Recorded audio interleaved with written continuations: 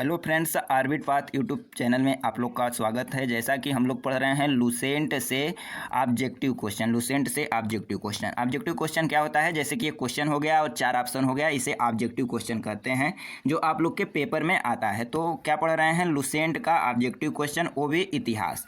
क्या पढ़ रहे हैं? इतिहास। और इतिहास हम लोग क्या पढ़ लिए हैं? इसके पहले 2 टॉपिक पढ़ लिए हैं। जो पहला था वह सिंधु सभ्यता था और जो दूसरा था वह वैदिक सभ्यता था। जो पहला सिंधु सभ्यता था वह कितना कितना चला, कितना 2500 से 2500 ईसा पूर्व से 1750 ईसा पूर्व, ठीक है। और जो वैदिक सभ्यता था वह 1500 ईसा पूर्व से 600 ईसा पूर्व, 1500 से 600 ईसा पूर्व। और जो महाजनपद काल है, अब आज जो पढ़ेंगे तीसरा टॉपिक, वह होगा महाजनपद काल। क्या होगा? महाजनपद काल। महाजनपद काल। तो महाजनपद जो काल है वह कब से है? 600 ईसा पूर्व से 325 ईसा पूर्व।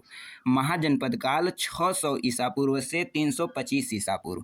पूरा बात सुनकर आप लोग को जाना है दोस्तों। अगर आपको जो हम थ्योरी बताते हैं, शुरू में 2 मिनट लेते हैं आपको बेसिक इसका समझाने के लिए, ताकि आप अगर चैप्टर पढ़ के भी ना आए हो तो आपको समझ में आ जाए, ठीक है। तो शुरू के 2 मिनट हम बेसिक बताते हैं। अगर जिसको बेसिक नहीं सुनना है तो क्या करेगा? स्किप करके आगे बढ़ जाएगा, ठीक है। तो इसका बेसिक क्या है? महाजनपद जो काल है, तो महाजनपद काल का बेसिक यही है कि महाजनपद काल 600 ईसा पूर्व से 325 ईसा पूर्व तक क्या होता है? महाजनपद काल।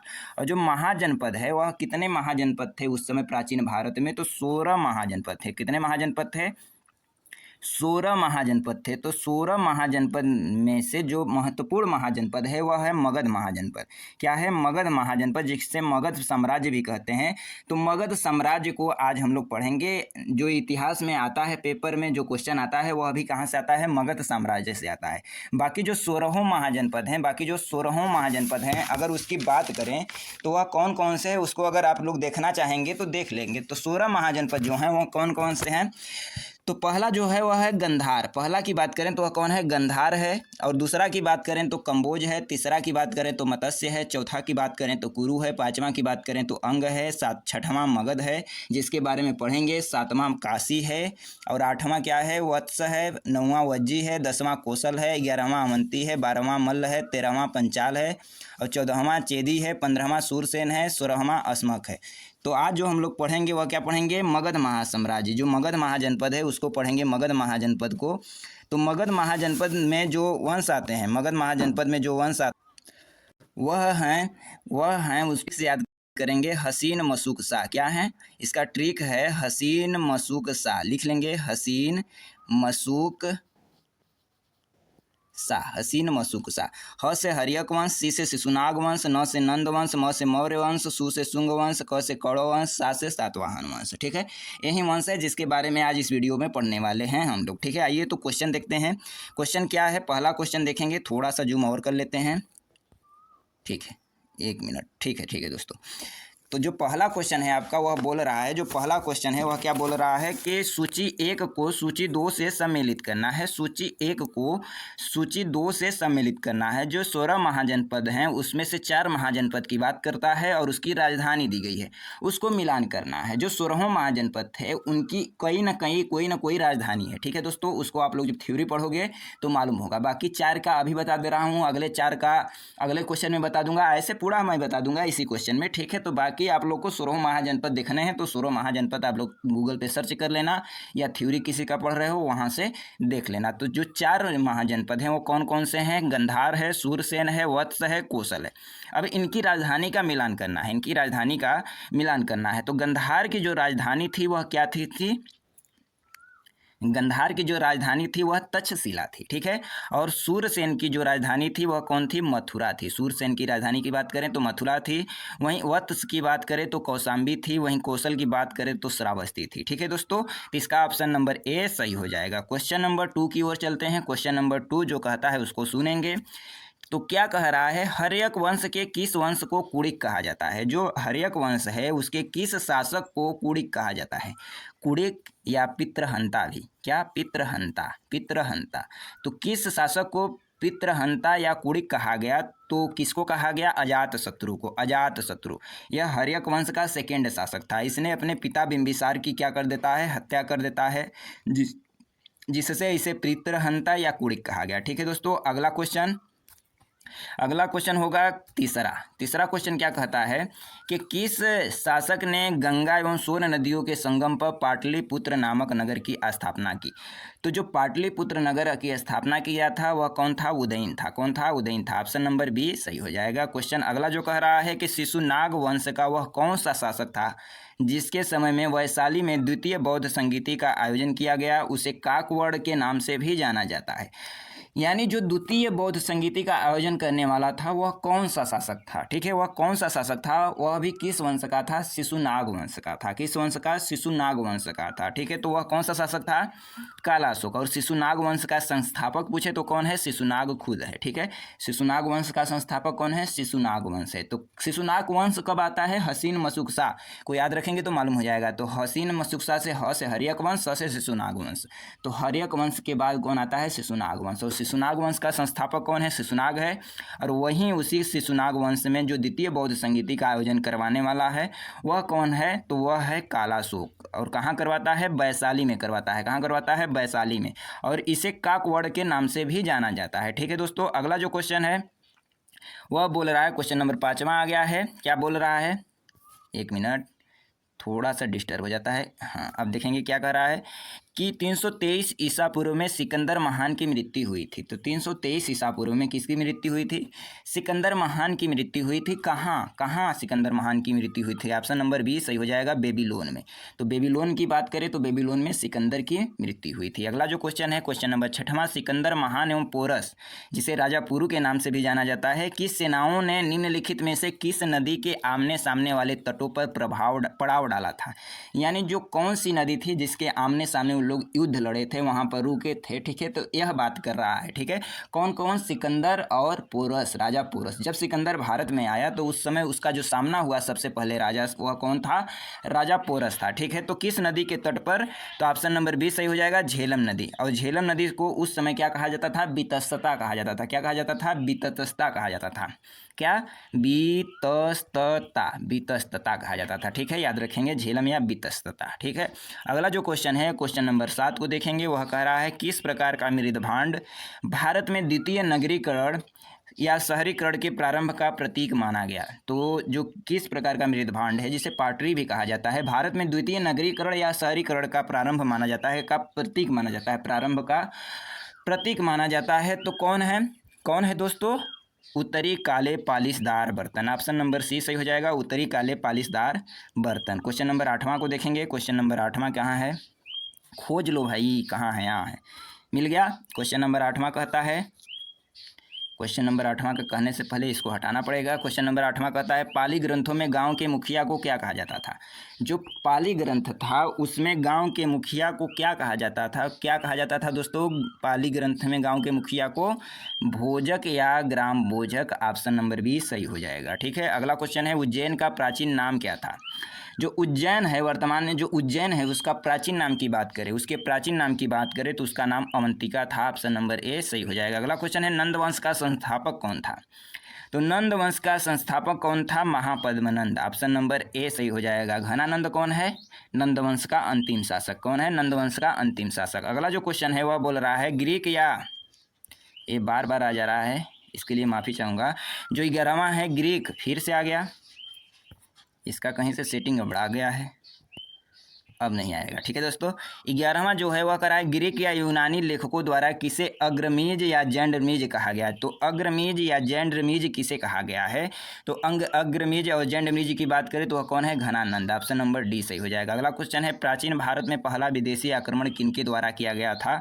तो जो प्राचीन भारत था, अभी तो प्राचीन भारत ही पढ़ रहे हैं, उसमें जो पहला विदेशी आक्रमण है वह किसके द्वारा किया गया? वह किसके द्वारा किया गया?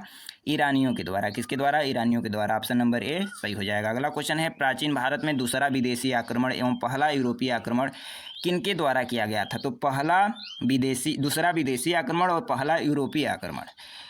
तो दूसरा विदेशी आक्रमण एवं पहला यूरोपीय आक्रमण किनके द्वारा किया गया था? किनके द्वारा किया गया था? यूनानियों के द्वारा। किसके द्वारा? यूनानियों के द्वारा। अगला जो क्वेश्चन है वह बोल रहा है कि ईरान के हखमनी वंश के किस शासक ने भारतीय भूभाग को जीतने के बाद उसे फारस साम्राज्य का 20वां प्रांत बनाया? तो फारस साम्राज्य का 20वां प्रांत किसने बनाया? किसने बनाया दोस्तों? डेरियस या दारय बाहू ने। किसने? डेरियस या दारय बाहू नाम है इसी का। अगला क्वेश्चन है हाइडे स्पीसीज या वितस्तता जिसे आधुनिक नाम झेलम है तो बताए हैं पहले। तो वितस्ता का युद्ध 326 ईसा पूर्व में किनके मध्य लड़ा गया? तो किनके मध्य लड़ा गया दोस्तों? किनके? तो सिकंदर एवं राजा पोरस के मध्य लड़ा गया। अगला जो क्वेश्चन है वह बोल रहा है सिकंदर ने भारत पर आक्रमण कब किया? तो 326 के 323 क्या होगा बताओ? तो 326 ईसा पूर्व में। 326 ईसा पूर्व में। ऑप्शन नंबर ए सही हो जाएगा। अगला जो क्वेश्चन है सूची 1 को सूची 2 से सम्मिलित करना है। सूची 1 में शासक दिया गया है, वहीं सूची 2 में वंश दिया गया है। तो शासक, किस शासक का संबंध किस वंश से है, यही कह रहा है मिलाने को। तो जो बिंबिसार है वह किस वंश का है? हर्यक वंश का है। वहीं कालाशोक की बात करें तो कालाशोक शिशुनाग वंश का सेकेंड शासक है जिसने द्वितीय बौद्ध संगीति का आयोजन करवाया। महापद्मनंद नंदवंश का शासक है। वहीं बिंदुसार मौर्य वंश का शासक है। तो इसका ऑप्शन नंबर देखेंगे 17 का। तो 17 का क्या हो जाएगा? 17 का ऑप्शन नंबर बी हो जाएगा। 1 का 1, 2 का वहीं देख लिए होंगे। ठीक है। अगला जो क्वेश्चन है क्वेश्चन 18 कह रहा है कि सूची 1 को सूची 2 के साथ सम्मिलित करना है। क्या है? महाजनपद हैं, 4 महाजनपद करा दिए हैं, फिर से 4 महाजनपद आ गया। और जो आधुनिक क्षेत्र में बसे हुए हैं वह कहाँ बसे हुए हैं? तो जो मगध है वह कहाँ बसा हुआ है? जो मगध है वह कहाँ बसा हुआ है? तो पटना व गया के जिले में। वत्स कहाँ? इलाहाबाद में। वहीं कौशल की बात करें तो अवध में, और अवंती की बात करें तो आधुनिक मालवा में बसा हुआ है। ठीक है दोस्तों। अगला जो क्वेश्चन, इसका ऑप्शन नंबर ए सही हो जाएगा। अगला जो क्वेश्चन है कि मगध की प्रथम राजधानी कहाँ थी? मगध की प्रथम राजधानी कौन सी थी? तो जो मगध है उसकी प्रथम राजधानी की बात करें तो गिरिव्रज या राजगृह थी। ठीक है। गिरिव्रज या राजगृह थी। इंपॉर्टेंट क्वेश्चन है, लगा लो। ठीक है दोस्तों। जब हम क्वेश्चन कर रहे होते हैं तो आपको क्या करना है? आपको करना ये है कि आपको हमारे से पहले उत्तर देना है और अपने को चेक करना है कि हम कितना सही किए हैं। ठीक है दोस्तों। अगला जो क्वेश्चन है किस शासक द्वारा सर्वप्रथम पाटलिपुत्र का राजधानी के रूप में चयन किया गया? तो पाटलिपुत्र का राजधानी के रूप में किसके द्वारा किया गया? उदयन के द्वारा। और यही उदयन है जो जिन्होंने क्या किया था? पाटलिपुत्र शहर की स्थापना भी की थी। ठीक है। अगला क्वेश्चन होगा, अगला क्वेश्चन 21वां होगा 16 महाजनपदों की सूची उपलब्ध है। किसमें उपलब्ध है? तो अंगुत्तर निकाय में। अंगुत्तर निकाय किससे संबंधित है? बौद्ध धर्म का एक ग्रंथ है अंगुत्तर निकाय, और अंगुत्तर निकाय में 16 महाजनपदों का उल्लेख मिलता है। अगला जो क्वेश्चन है वह कर रहा है निम्नलिखित में से मगध का कौन सा राजा सिकंदर महान का समकालीन था? तो सिकंदर महान का समकालीन की बात करें तो सिकंदर महान का जो समकालीन था वह कौन था? वह था घनानंद। वह कौन था? घनानंद था। अगला जो क्वेश्चन है वह कौन है? वह कर रहा है प्रथम मगध साम्राज्य। क्वेश्चन नंबर 23 प्रथम मगध साम्राज्य का उत्कर्ष किस सदी में हुआ? तो प्रथम मगध साम्राज्य का उत्कर्ष किस सदी में हुआ था? तो किस सदी में हुआ था दोस्तों? ऑप्शन नंबर 20 सही हो जाएगा। 6ठी सदी ईसा पूर्व में। अगला क्वेश्चन है कि सिकंदर की भारत में सफलता के निम्न कारण क्या थे? जो सिकंदर है उसका भारत में सफलता के निम्न कारण क्या थे? भारत में तब कोई केंद्रीय सत्ता नहीं थी। बिल्कुल सही है। उसकी सेना श्रेष्ठ प्रकार की थी। बिल्कुल सही है। वहीं तीसरा बात कर रहा है उसे देशद्रोही भारतीय शासकों का सहयोग मिला। यह भी सही है। अगला क्वेश्चन कर रहा है वह एक अच्छा प्रशासक था। यह भी सही है। इसका मतलब ऑप्शन नंबर डी सही हो जाएगा, यानी चारों गुण उसमें विद्यमान थे। अगला जो क्वेश्चन कर रहा है सूची 1 को सूची 2 से सम्मिलित करना है। जो सूची 1 है वह राजा है, सूची 2 है वह राज्य है। तो कौन सा राजा किस राज्य से संबंधित है? जो राजा प्रधोत है, पहला जो बोल रहा है वह कह रहा है जो राजा प्रधोत है किससे संबंधित है? तो अवंती राज्य से संबंधित है। वहीं बोल रहा है उदयन किससे संबंधित है? तो वत्स से संबंधित है। ठीक है दोस्तों। वहीं प्रसेनजीत की बात करें तो वह किससे है? कौशल राज्य से संबंधित है। वहीं अजातशत्रु की बात करें तो वह किससे है? मगध से संबंधित है। ठीक है दोस्तों। इसका ऑप्शन नंबर सी सही हो जाएगा। अगला क्वेश्चन चलेंगे। अगला क्वेश्चन क्या है? 26। तो 26 कहता है अभिलेखीय साक्ष्य से प्रकट होता है कि नंद राजा के आदेश से एक नहर खोदी गई थी। तो नंद राजा के आदेश से जो एक नहर खोदी गई थी वह कहाँ खोदी गई थी? कहाँ खोदी गई थी? ऑप्शन नंबर सी कलिंगा में। कहाँ? कलिंगा में। अगला क्वेश्चन होगा क्वेश्चन नंबर 27। क्वेश्चन नंबर 27 बोल रहा है कि पहला ईरानी शासक, क्या बोल रहा है? पहला ईरानी शासक जिसने भारत के कुछ भाग को अपने अधीन किया था। तो पहला ईरानी शासक कौन था जिसने भारत के कुछ भाग को अपने अधीन किया था? वह था डेरियस। वह कौन था? डेरियस। ऑप्शन नंबर सी सही हो जाएगा। अगला क्वेश्चन है कि मगध के राजा अजातशत्रु का सदैव किस गणराज्य के साथ युद्ध रहा? तो इसका ऑप्शन नंबर कौन सही हो जाएगा? ऑप्शन नंबर ए सही हो जाएगा, वज्जी संघ वैशाली। अगला क्वेश्चन है, ध्यान से सुनेंगे अगला क्वेश्चन कि वज्जी क्या है? अगला जो क्वेश्चन है वह कह रहा है कि वज्जी संघ के विरुद्ध मगध राज्य के किस शासक ने प्रथम बार रथ मूसल, ठीक है, तथा महाशिलाकंटक नामक गुप्त हथियारों का प्रयोग किया था? तो इसका ऑप्शन नंबर ए सही हो जाएगा, अजातशत्रु ने। अगला क्वेश्चन है कि नंद वंश का अंतिम सम्राट कौन था? तो ऑप्शन नंबर बी सही हो जाएगा, घनानंद। अगला क्वेश्चन है क्वेश्चन नंबर 31 कि भारत में सिक्कों या मुद्रा का प्रचलन कब हुआ? तो कब हुआ दोस्तों? ऑप्शन नंबर सी 600 ईसा पूर्व में। अगला क्वेश्चन है कि निम्न राजाओं पर विचार करो। पहला है अजातशत्रु, दूसरा है बिंदुसार, तीसरा है प्रसेनजीत। इनको बोल रहा है यह कौन कौन इसमें से बुद्ध के समकालीन थे? तो कौन कौन बुद्ध के समकालीन थे? तो ऑप्शन नंबर सी सही हो जाएगा, 1 और 3, यानी अजातशत्रु था और प्रसेनजीत था। ठीक है दोस्तों, अगला जो क्वेश्चन है वह बोल रहा है क्वेश्चन नंबर 23 कि छठी सदी ईसा पूर्व के दौरान बड़े राज्यों के उदय का मुख्य कारण क्या था? जो छठी ईसा पूर्व है उसमें बड़े राज्य जो उदय हुए, यानी जैसे मगध साम्राज्य उदय हुआ, 16 महाजनपद उदय हुए, तो उनका मुख्य कारण क्या था? उनका जो मुख्य कारण था वह क्या था? उत्तर प्रदेश और बिहार में व्यापक पैमाने पर लोहे का उपयोग। ठीक है, ऑप्शन नंबर ए इसका सही हो जाएगा। अगला क्वेश्चन है कि मगध सम्राट बिंबिसार ने अपने राजवैद्य जीवक को किस राज्य के राजा की चिकित्सा के लिए भेजा था? तो किस राज्य की चिकित्सा के लिए भेजा था दोस्तों? ऑप्शन नंबर सी हो जाएगा, अवंती राज्य की चिकित्सा के लिए। अगला जो क्वेश्चन है वह बोल रहा है कि किस शासक ने अवंती को जीतकर मगध का हिस्सा बना दिया? तो किस शासक ने अवंती को जीतकर मगध का हिस्सा बना दिया? तो ऑप्शन नंबर सी शिशुनाग ने। अगला क्वेश्चन है, अगला क्वेश्चन कह रहा है किस मगध सम्राट ने अंग का विलय अपने राज्य में कर लिया? तो बिंबिसार। अगला जो क्वेश्चन है वह बोल रहा है शिशुनाग ने किस राज्य का विलय मगध साम्राज्य में नहीं किया? शिशुनाग ने किस राज्य का विलय मगध साम्राज्य में नहीं किया? तो ऑप्शन नंबर इसका कौन सा सही हो जाएगा? डी, काशी का विलय जो है अपने साम्राज्य में नहीं किया। अगला जो क्वेश्चन है वह कह रहा है कि काशी तथा लिच्छवी का विलय मगध साम्राज्य ने किसने किया? जो काशी है और लिच्छवी है दोनों का विलय मगध साम्राज्य में किसने किया? तो अजातशत्रु ने। किसने? अजातशत्रु ने। अगला क्वेश्चन कह रहा है मगध साम्राज्य के बारे में कौन सही नहीं है? जो मगध साम्राज्य है उसके बारे में कौन सही नहीं है? पहला है पुराणों एवं महाकाव्यों के अनुसार इसकी स्थापना विदर्थ ने की थी, बिल्कुल सही है। दूसरा कह रहा है महापद्मनंद ने इसे सर्वाधिक विस्तार प्रदान किया तथा सर्वक्षत्रात्मक एवं विकराट की उपाधि प्रदान की, तो यह भी सही है। सी है कि गिरिव्रज, राजगीर, पाटलिपुत्र एवं वैशाली क्रमशः इसकी 4 राजधानियाँ बनी, ये भी सही है। ऑप्शन नंबर डी इसका बिल्कुल सही हो जाएगा, इनमें से कोई नहीं, यानी इस तीनों सही है और बोल रहा है कौन सही नहीं है? तो ऑप्शन नंबर डी।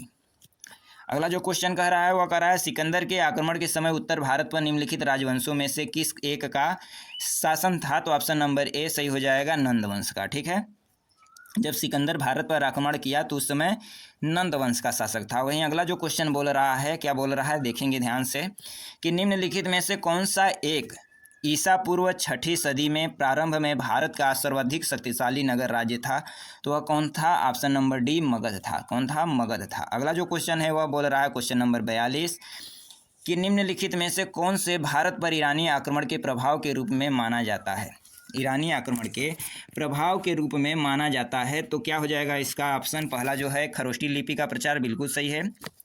अभिलेख उत्कीर्ण करने की कला का प्रचार, ये भी सही है। ईरानियों की छत्र प्रणाली का प्रचार, ये भी सही है। घंटा आकार के गुंबज की कला का प्रचार, ये भी सही है। पाँचवां स्त्री अंगरक्षकों की नियुक्ति, ये भी सही है। इसका ऑप्शन नंबर डी सही हो जाएगा, टोटल सही है। अगला जो क्वेश्चन है वह कह रहा है कि निम्न में से कौन सा एक सिकंदर के आक्रमण का प्रभाव नहीं था?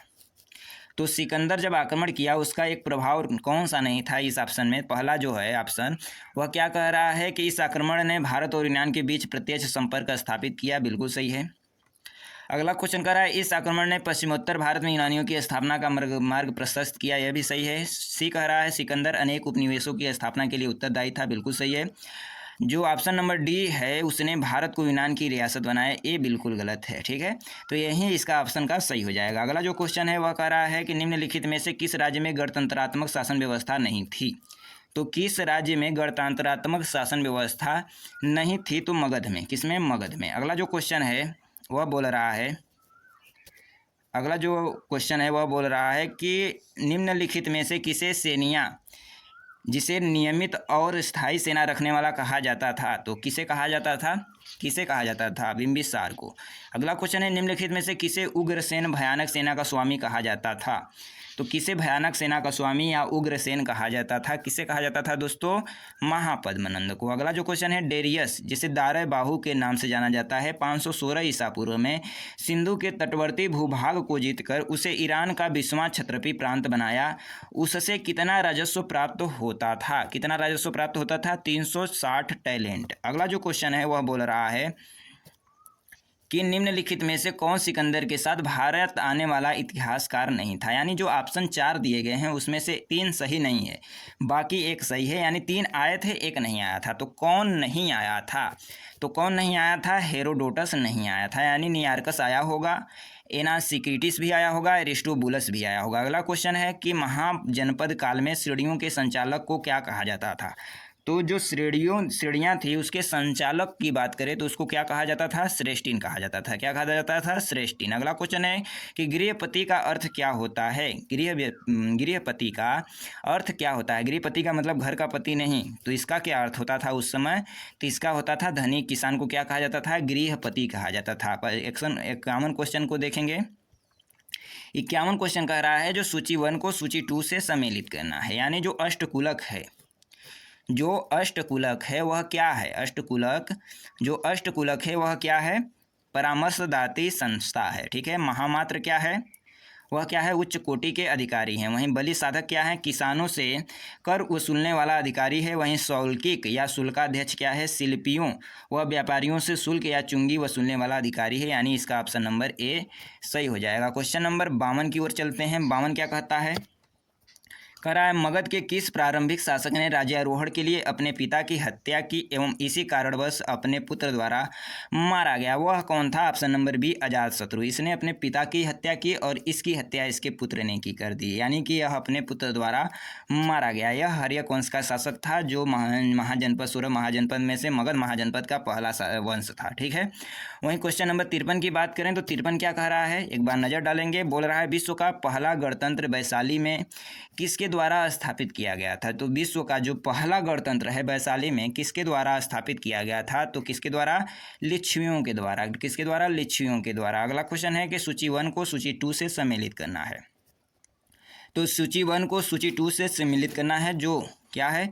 महाजनपद है, राजधानी है। तो महाजनपद की राजधानी, यानी 4 4 8 4 3 12 12वां करवाने जा रहे हैं, 4 ठो और करवा रहे हैं। कुरु की जो राजधानी है, तो जो कुरु की राजधानी होगी वह क्या होगी? इंद्रप्रस्थ। क्या होगी? कुरु की जो राजधानी होगी वह क्या होगी? इंद्रप्रस्थ होगी, ऑप्शन नंबर 4। और जो पांचाल की राजधानी है वह क्या होगी? अहिच्छत्र होगी। ठीक है। जो पांचाल की राजधानी होगी वह अहिच्छत्र होगी, पांचाल की राजधानी। और कौशल की अवस्थी वत्स की कौशाम्बी होगी, ऑप्शन नंबर क्वेश्चन 2।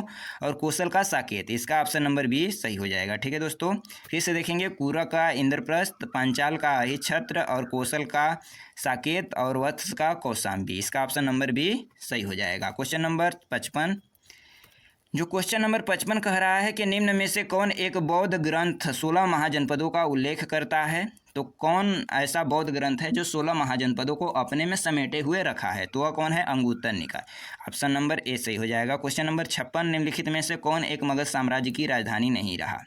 तो जो मगध साम्राज्य की राजधानी में शामिल नहीं है वह कौन है? कौशाम्बी जो है मगध साम्राज्य की राजधानी नहीं रहा। बाकी गिरिब्रज भी रहा है, राजगृह भी रहा है, पाटलिपुत्रा भी रहा है। ठीक है। तो आज के लिए बस इतना ही। जैसे कि हम लोग जो क्वेश्चन कर रहे हैं, ठीक है, तो यह किससे है? लुसेंट से है। और लुसेंट में जो क्वेश्चन दिए गए हैं उसका जो उत्तर है बाद में दिया गया है, यानी 56 का उत्तर दिया गया है। ठीक है। तो इसका अगर पीडीएफ आपको चाहिए, अगर इसका आप लोग को पीडीएफ चाहिए तो आप लोग को क्या करना है? डिस्क्रिप्शन में क्या है? टेलीग्राम का लिंक है। डिस्क्रिप्शन में नीचे जाएंगे, देखेंगे डिस्क्रिप्शन में टेलीग्राम का लिंक है, वहाँ से जाकर टेलीग्राम ज्वाइन कर लो। और वहाँ लुसेंट के नाम से, एंशिएंट लुसेंट के नाम से, एंशिएंट लुसेंट के नाम से क्या होगा? एक पीडीएफ होगा, वो उसको देख लेना। उसी में सारे जो हम एंशिएंट प्राचीन इतिहास पढ़ाएंगे उसका सारा का मिल जाएगा एक ही पीडीएफ में। ठीक है दोस्तों, तो आज के लिए बस इतना ही। अगर वीडियो आपको अच्छा लगे तो लाइक और सब्सक्राइब कर देना।